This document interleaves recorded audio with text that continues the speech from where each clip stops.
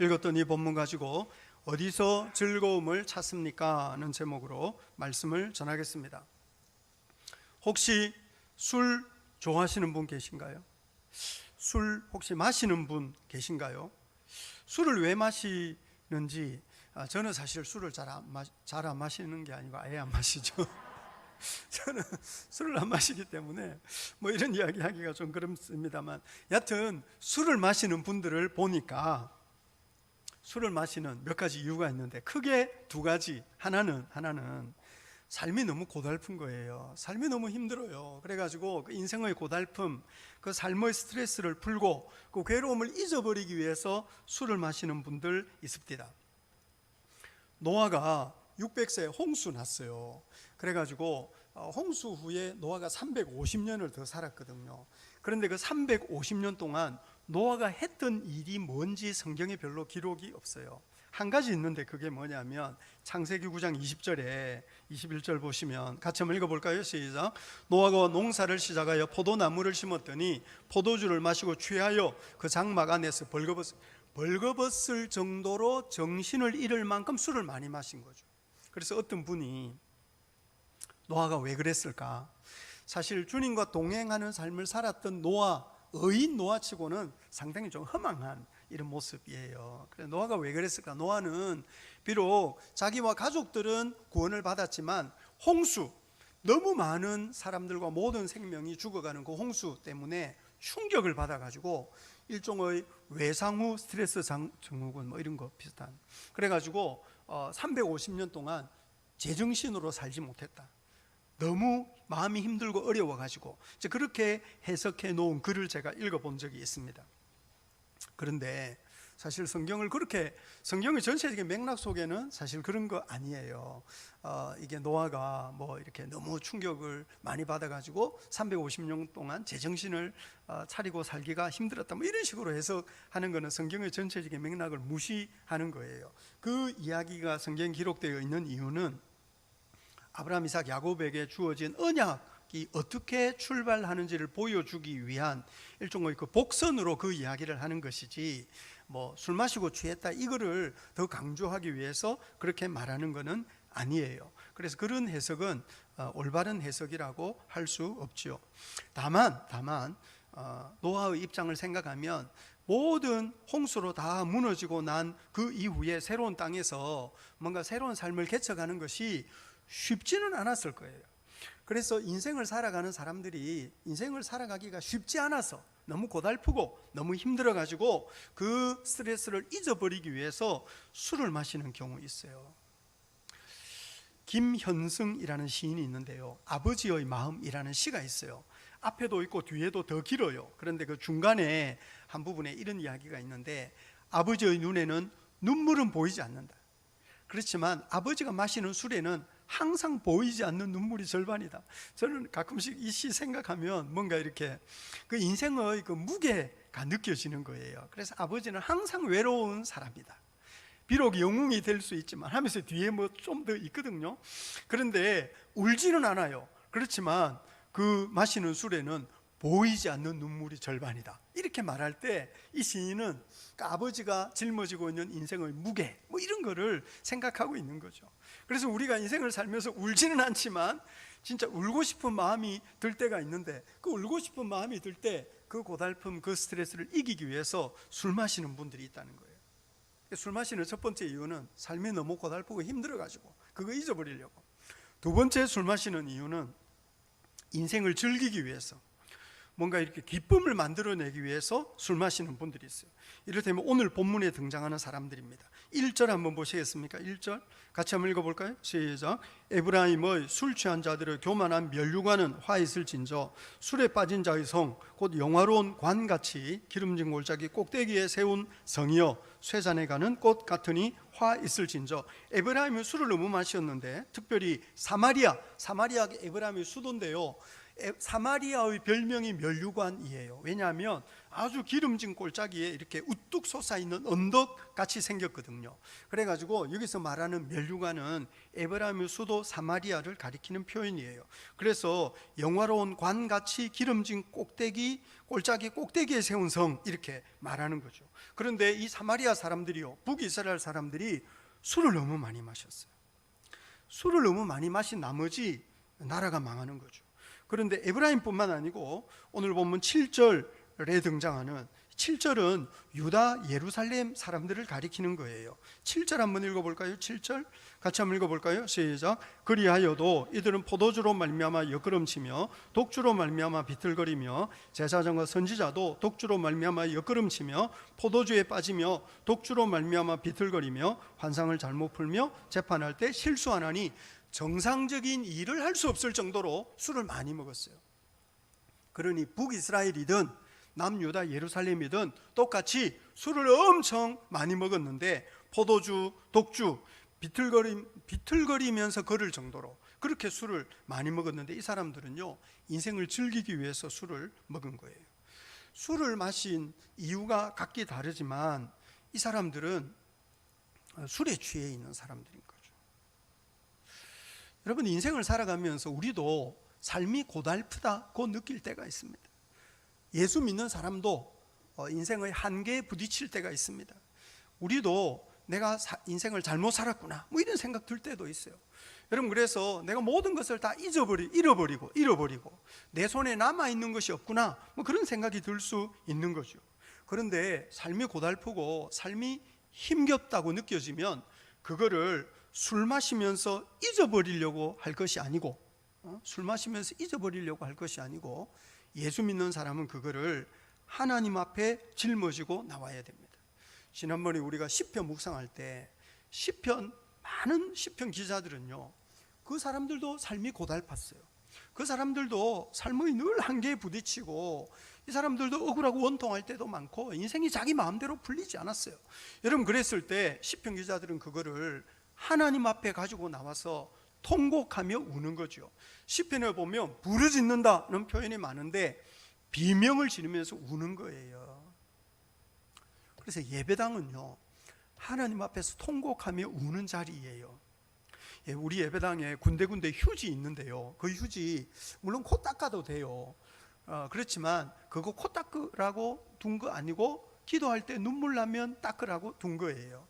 그래서 하나님 앞에 많이 울면서 기도하는 것이 필요해요. 그 예배당에 와서 누가 울면 저 사람이 왜 우나 이렇게 궁금해할 필요 없이 또 가가지고 울지마 그러지 말고 가만히 내버려 두셔야 돼요.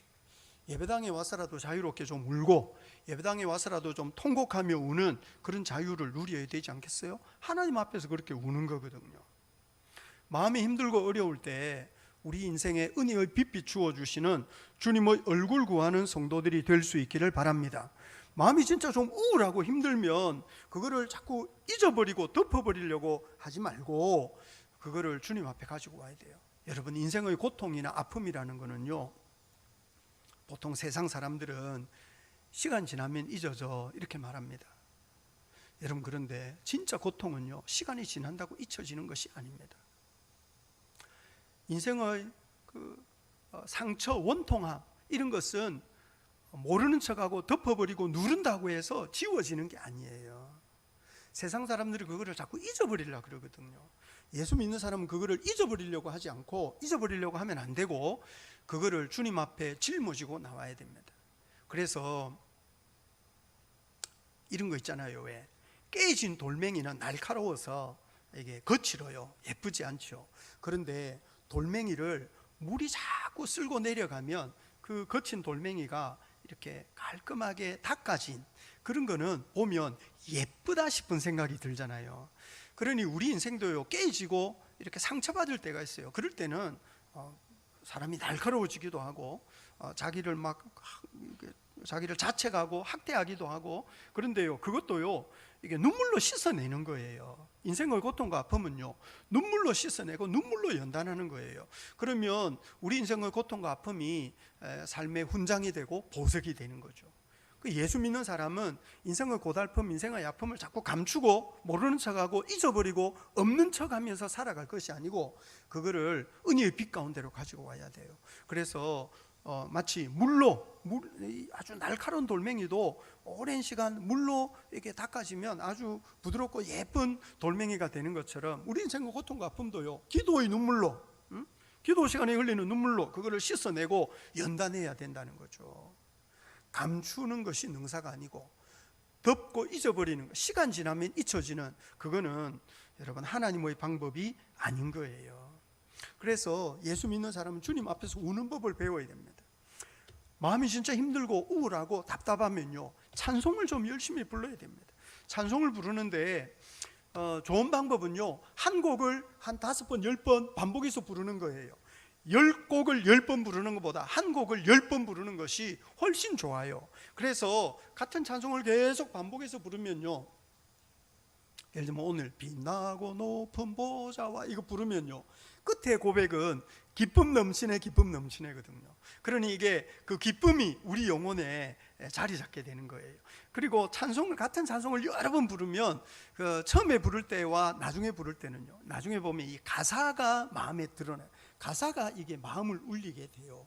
그렇게 하면서 찬송을 외우는 거예요. 그래서 찬송을 외우면서 그 찬송을 계속 반복해서 부르는 것이 사실상 우리 감정을 다룰 수 있는 아주 좋은 은혜의 방편이 되는 거예요.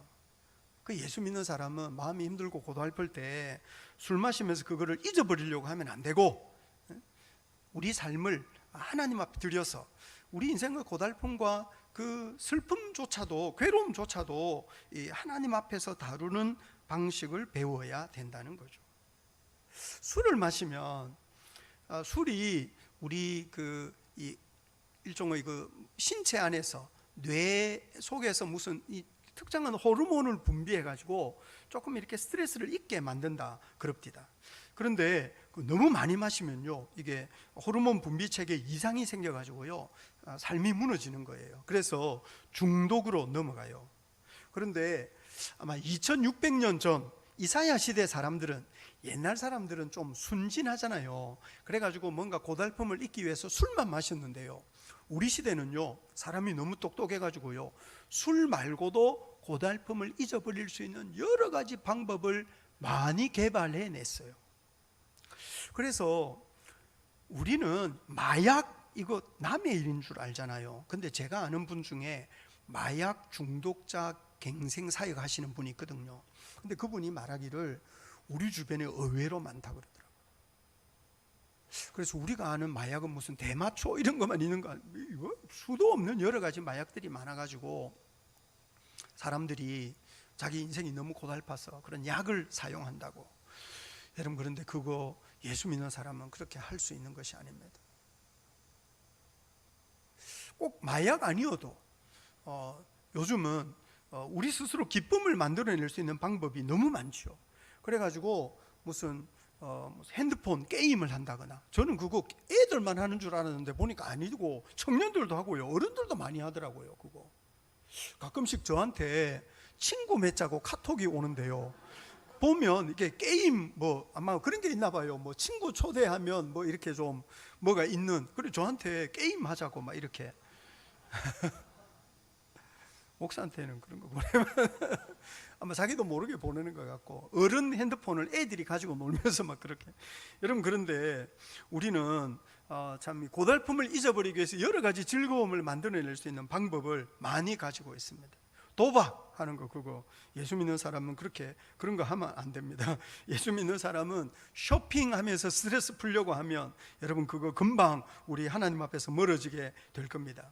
뭔가 이렇게 너무 고달프고 너무 힘든데 그거를 내가 도저히 해결할 수 없다 이러면 도움을 구해야 됩니다. 도움을. 기도 제목 또 이야기도 하고, 또 그런 문제를 잘 해결하는 사단은 우리 인생이 고달프고 힘들 때 아무도 네 마음 모를 거야 그럽니다. 그리고 너 그런 거 이야기하면 너 자존심 상하는 거야 이렇게 말해요. 그거는 귀신이 하는 소리예요. 그거는 마귀가 하는 소리라고요. 네 마음 아무도 몰라 이런 식으로 말하는 거 절대로 그렇지 않습니다. 인생이 사람이 사는 게요, 거의 비슷해요. 뭐 잘난 사람 못난 사람 할 것 없고 부자 가난한 사람 할 것 없고 우리는 다 타락한 세상을 살아가는 연약한 죄인이거든요. 모든 사람이 잘났건 못났건 많이 배웠건 그렇지 못하건 부자건 가난하건 병든 사람이든 건강한 사람이든 상관이 없이 모든 사람은 타락한 세상을 살아가는 연약한 죄인이에요. 사단은, 귀신은, 마귀는 인생에 너 혼자다 이렇게 말해요. 그런데 그렇지 않습니다. 주님이 우리 마음 아시고 우리 주변에는요 우리를 사랑하는 사람 많아요. 우리 마음을 헤아리고 어떻게 해서든지 우리에게 위로가 되고 힘이 되어주고 싶어하는, 우리를 위해서 기도하는 사람들이 우리 주변에 많이 있다고요. 여러분, 그러니 인생의 고달픔을 세상의 다른 방식으로 해결하려고 할 것이 아니고 하나님 앞에서 다룰 줄 알아야 합니다. 괴로울 때 주님의 얼굴 구해야 됩니다. 술 마시면서 슬픔을 잊어버리려고, 인생의 고달픔 잊어버리려고 하면 안 됩니다. 예수 믿는 사람은 기쁘고 즐거운 일이 있을 때도 혹은 더 큰 기쁨을 경험하고 싶거든. 오늘 본문이 말하는 것처럼 오늘 본문 12절 보시면 12절 한번 읽어볼까요? 시작. 전에 그들에게 이르시기를 이것이 너희 안식이요 이것이 너희 상쾌함이니 너희는 곤비한 자에게 안식을 주라 하셨으나 그들이 듣지 아니하였으므로, 이 사람들이 듣지 않은 말이 뭐냐면 곤비한 자에게 안식을 주라는 것이었습니다. 곤비한 자에게 안식을 주라는 말을 하나님이 누구에게 하셨느냐 하면 모든 이스라엘 사람들, 모든 하나님의 백성들에게 하셨는데, 예를 들면 이런 거예요.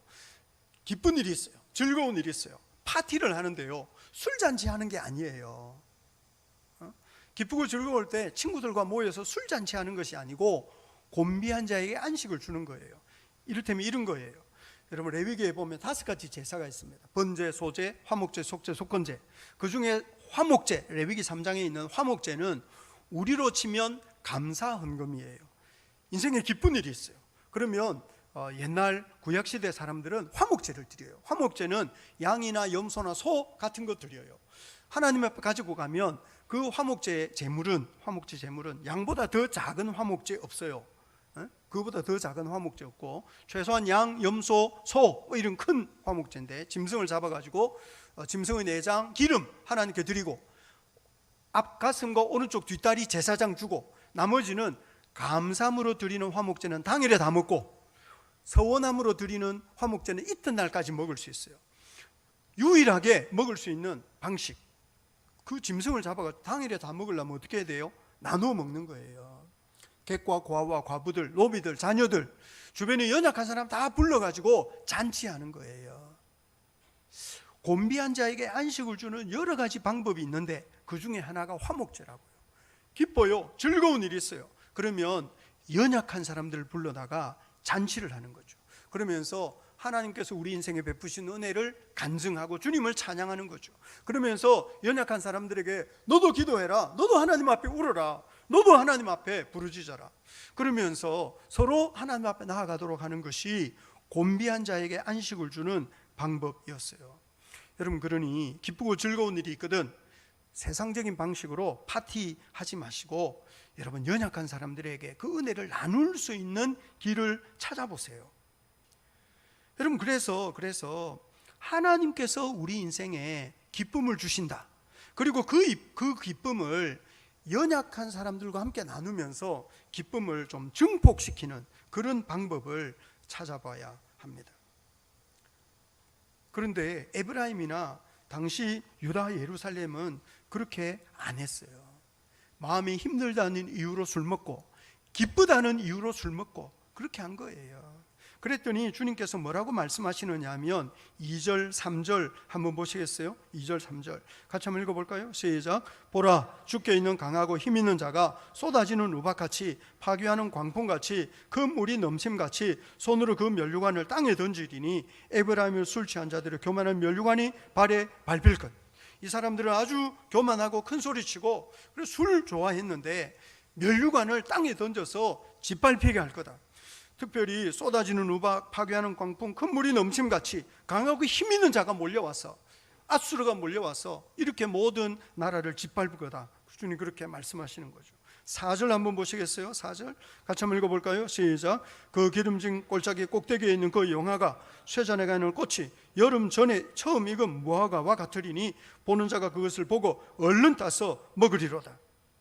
무화과가 이제 익을 때가 있는 거예요. 익기 전에 따버리면 어떻게 되겠어요? 아무 소용이 없는 거예요. 우리 교회 여기 느헤미야홀 사이에 전에 우리 황영길 집에 무화과를 몇 그루 주셔가지고 무화과가 익었는데 제가 언제 익지 봤는데요, 새가 날아와가지고요 그게 익기 전에 다 따먹어버려요. 제가 몇 개 못 먹었어요. 열린 거 제가 볼 때 한 20-30개는 열린 것 같은데 그 중에 한 10몇 개는 다 새가 와서 먹었고요.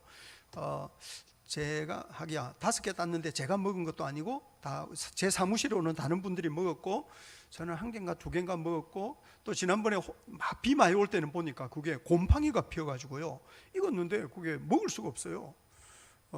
그런데 여하튼 이게 무화과가 익을 철이 있는데 익기도 전에 그걸 다 따먹어버리면 이게 무슨 소용이 있겠느냐고요. 이 에브라임 사람들은 잘난 척하고 뭔가 익어가는 것처럼 보이고 자기들이 막 면류관을 쓰고 있다고 막 이런 식으로 잘난 척했는데 익기도 전에 따먹어버린 그런 무화과 같은 신세가 될 거라고. 그리고 자기들은 면류관이라고 큰 소리 쳤는데 시들어가는 꽃과 같은 신세가 될 거라고 주님 그렇게 말씀하시는 거죠. 진짜 면류관은 하나님이신 거예요. 5절 6절 한번 보시겠습니까? 5절 6절 같이 한번 읽어볼까요? 시작. 그날에 만군의 여호와께서 자기 백성의 남은 자에게 영화로운 면류관이 되시며 아름다운 화관이 되실 것이라. 재판석에 앉은 자에게는 판결하는 영이 되시며 성문에서 싸움을 물리치는 자에게는 힘이 되시리로다. 정말 필요한 능력, 정말 필요한 지혜를 주시는 분은 하나님이시고, 정말 우리 삶을 아름답게 단장해 주시는 면류관과 같은 분은 하나님이시라는 거예요. 그런데 이 사람들은 하나님을 그렇게 귀하게 여기지 않았어요. 마음이 힘들 때 술 마시고, 기분 좋자고 술 마시고, 기쁘고 즐겁고 행복하자고 술 마시는 사람들이었던 거죠. 그래서 하나님께서요 면류관이 되시는데, 하나님이 아름다운 화관이 되시는데 모든 사람에게 그런 것이 아니고 5절을 보시면 자기 백성의 남은 자에게, 자기 백성의 남은 자입니다.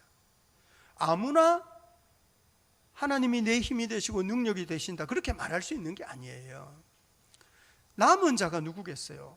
세상 사람들은 마음이 힘들다고 술 먹고 기분 좋다고 술 먹는데 그런 방탕함에 휩쓸리지 않고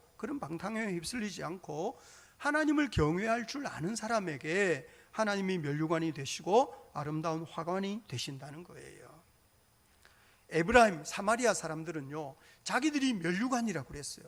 왜냐하면 이 기름진 골짜기에 우뚝 솟은 언덕인데 진짜 위에서 보면요 꼭 면류관 같아요. 그런데 너희들이 면류관 아니고 큰소리 치고 잘난 척하고 흥청망청 살아가는 너희들 아니고 하나님이 면류관이야 이렇게 말하는 거죠.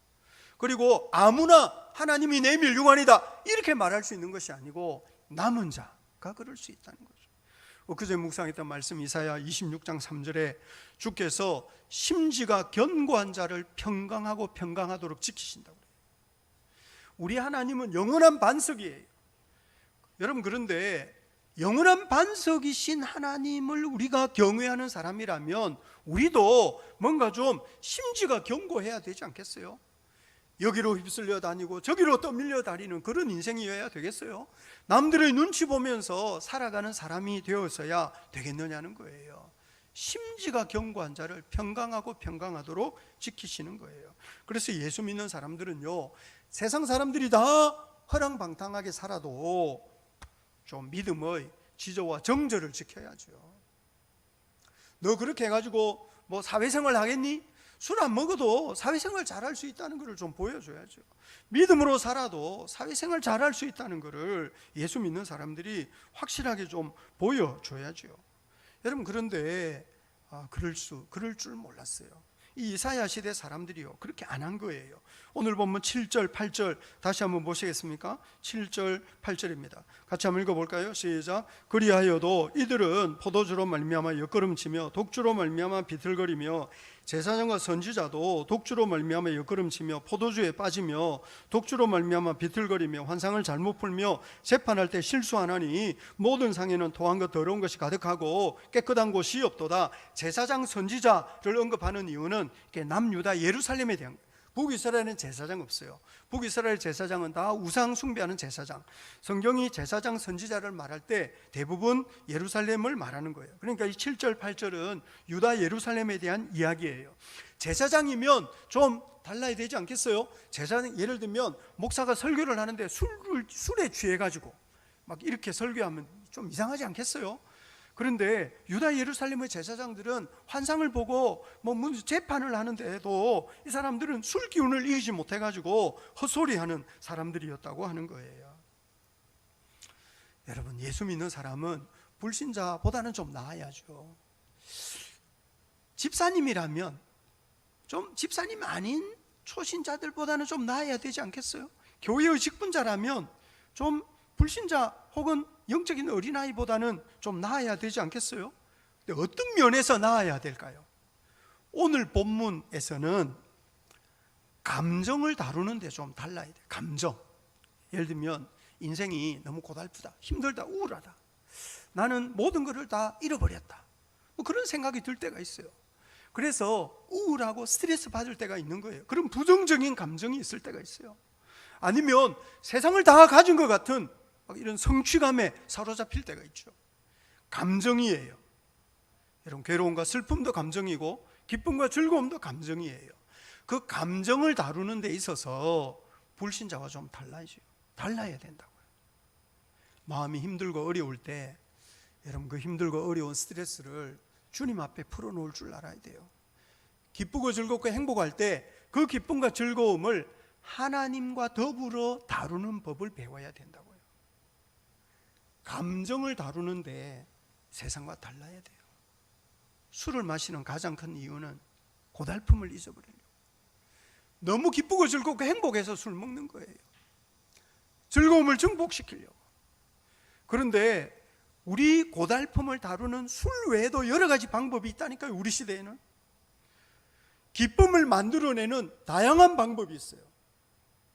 예수 믿는 사람은 그런 부분에 있어서 세상과 달라야 되는 거예요.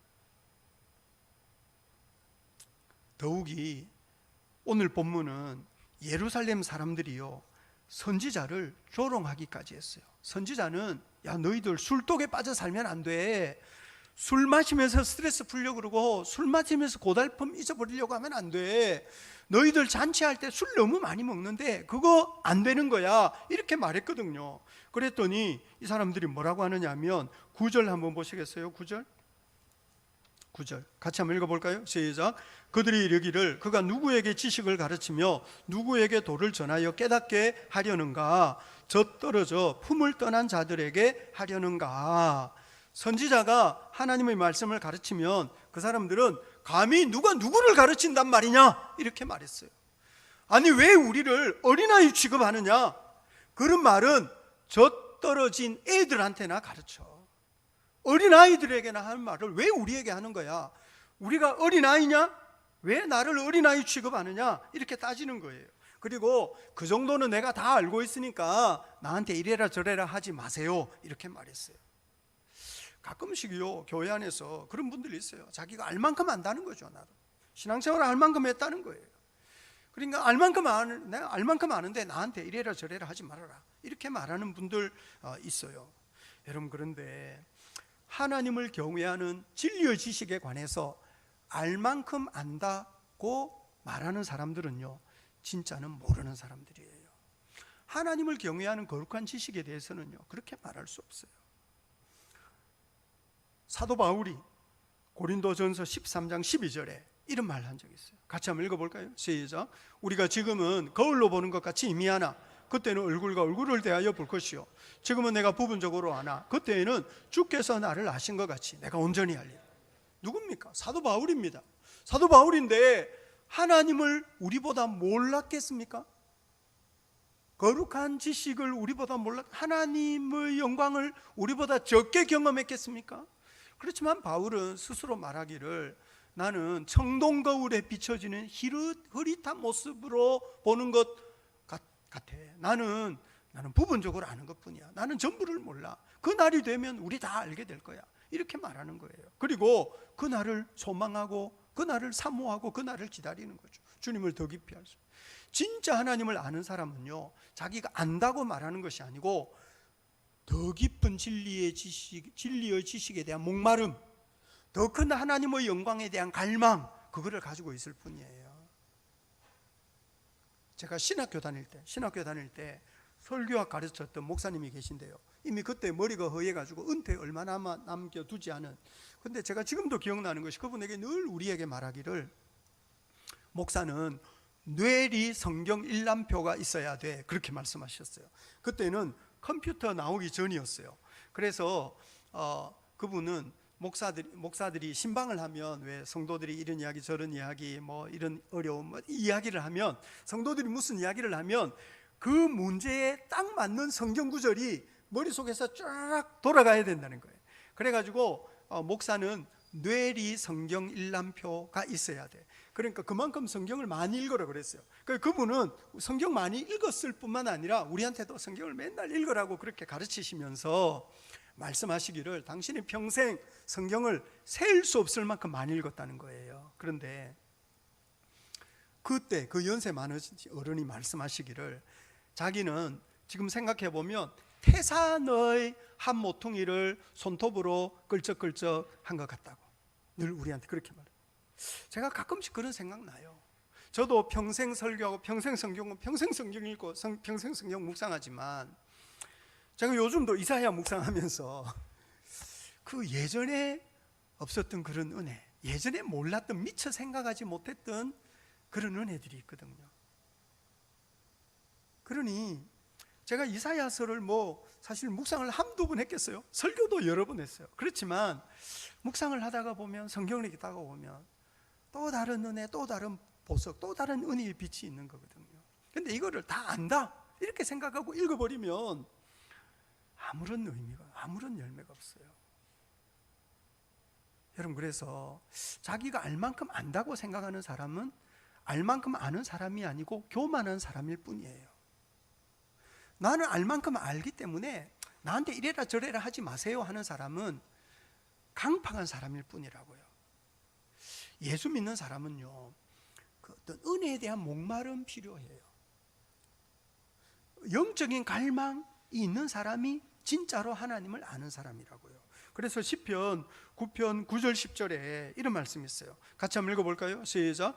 여호와를 경외하는 도는 정결하여 영원까지 이르고 여호와의 법도 진실하여 다 의로우니 금 곧 많은 순금보다 더 사모할 것이며 꿀과 송이꿀보다 더 달도다.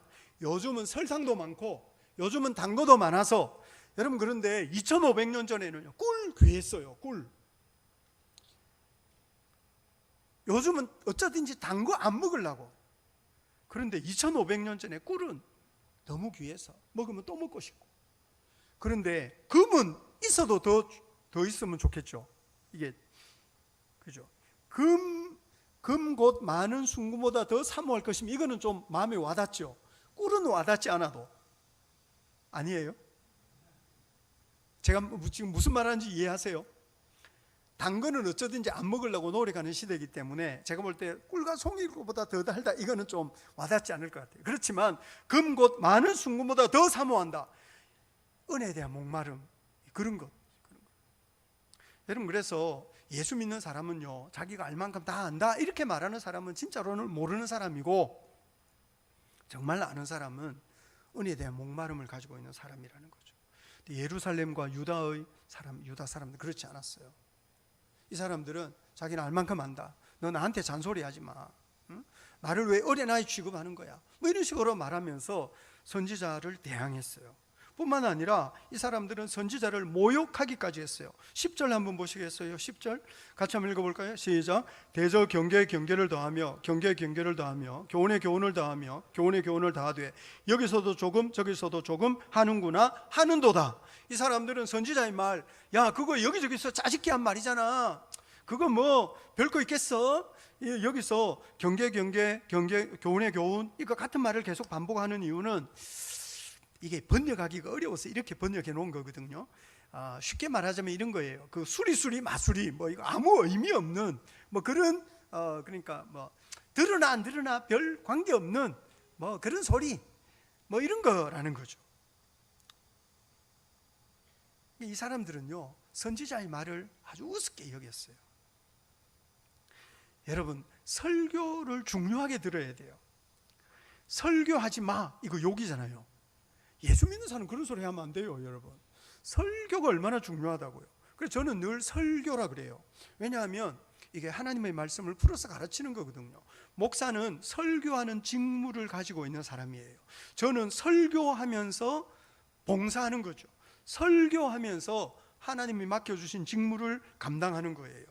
그러니 설교를 듣는 사람들은요, 설교를 이게 정말 그러한가, 하나님의 말씀인가 하는 그 어떤 약간의 의구심, 그렇지만 기대감 이런 거를 가지고 조심해서 들어야 돼요. 데살로니가전서 2장 13절에 이런 말씀이 있어요. 같이 한번 읽어볼까요? 시작. 이러므로 우리가 하나님께 끊임없이 감사함은 너희가 하나님께 들은 하나님의 말씀을 받을 때 사람의 말로 받지 아니하고 하나님의 말씀으로 받음이니 진실로 그러하도다. 이 말씀이 또한 너희 믿는 자 가운데서 역사하느니라. 하나님의 말씀으로 받아야 말씀이 역사하지, 설교를 듣고 그거 뭐 목사님의 생각이지 이래버리면 말씀이 어떻게 역사하겠어요? 예수 믿는 사람은 목사님 생각을 듣는 것이 아니고 하나님의 말씀을 듣는 거예요. 하나님의 말씀을 듣는 것처럼 조심해서 듣고 이것이 그러한가 하고 성경과 맞춰봐야죠. 성경과 대조해봐야 되는 거예요. 여러분, 그리고 목사가 설교하는데 이거 성경을 대조해 보니까 정말 맞구나. 그러면 주저없이 순종해야 되는 거예요. 그런데 하나님의 말씀을 우습게 여기고 그거 뭐 여기저기서 짜집기 한 말 아니야? 그거 뭐 목사님 말이 생각이지 뭐 이렇게 해버리면요 결국에는 하나님의 말씀을 들을 수 있는 은혜를 빼앗겨요. 오늘 본문 11절 한번 보시겠어요? 11절 같이 한번 읽어볼까요? 시작. 그러므로 덧없는 이술과 다른 방언으로 그가 이 백성에게 말씀하시리라. 덧없는 이술 다른 방언이라는 거는요 하나님이 알아듣게 말씀하셔도 안 들었어요. 그러니까 이 사람들이 어떻게 되느냐 하면 말이 통하지 않는 이방민족에게 끌려가가지고 말이 통하지 않는 이방민족의 명령을 받게 되는 거예요. 알아들을 수 있는 하나님의 말씀을 듣기를 거절하고 순종하기를 거절했기 때문에 알아듣기 어려운 이방민족 바벨론에 끌려가가지고 바벨론 말로 명령하는 것을 듣는 노예 신세가 되는 거예요. 듣고 싶어도 들을 수 없는 때가 와요. 13절 한번 보시겠어요? 13절 같이 한번 읽어볼까요? 시작. 여호와께서 그들에게 말씀하시되 경계에 경계를 더하며 경계에 경계를 더하여 교훈에 교훈을 더하며 교훈에 교훈을 더하고 여기서도 조금 저기서도 조금 하사 그들이 가다가 뒤로 넘어져 부러지며 걸리며 붙잡히게 하시리라. 우리말에 뒤로 넘어져도 코 깨진다 뭐 이런 말이 있는 거죠. 그러니까 이 사람들은 하나님의 말씀을 듣지 않았어요. 하나님이 말씀하시면 선지자가 말하는데 그거 야 여기저기 짜집기 한 말 아니야? 그거 뭐 수리수리 마수리 뭐 그거 의미 없는 그런 주문이랑 다를 바가 뭐가 있겠어? 이렇게 말한 거예요. 그랬더니 주님께서 똑같은 말로 놀려요. 조롱하시는 거예요.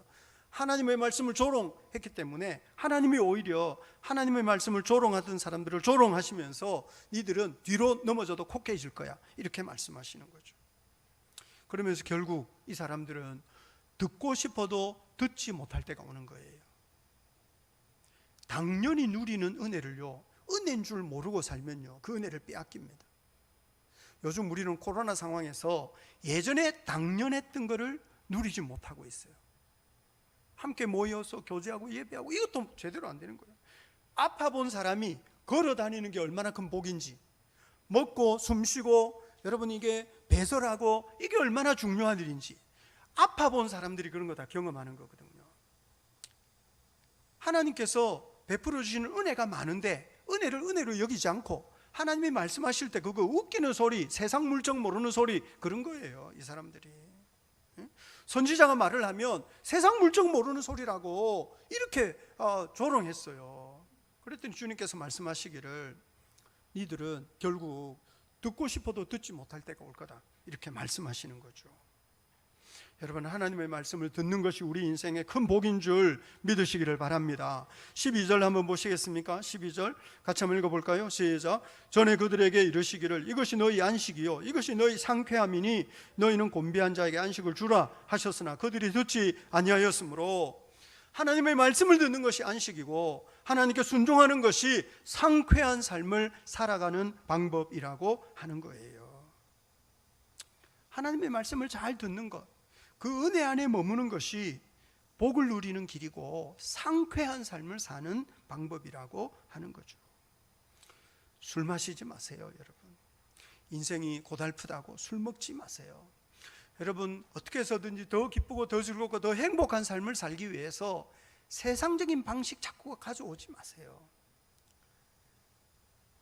여러분, 스트레스를 풀려고 막 여행 다니고 영화 보고 쇼핑하고 이러지 마세요.